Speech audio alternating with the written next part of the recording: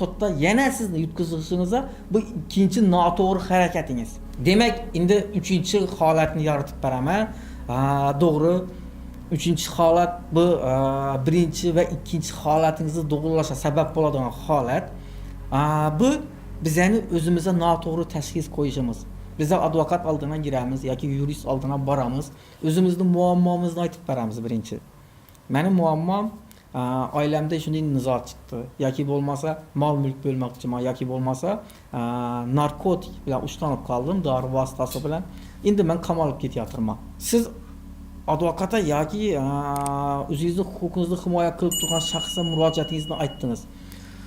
Advokat yoki bo'lmasa yurist sizning huquqingizni himoya qilib turgan shaxs sirasi shartnoma tuzadi dedi sizga.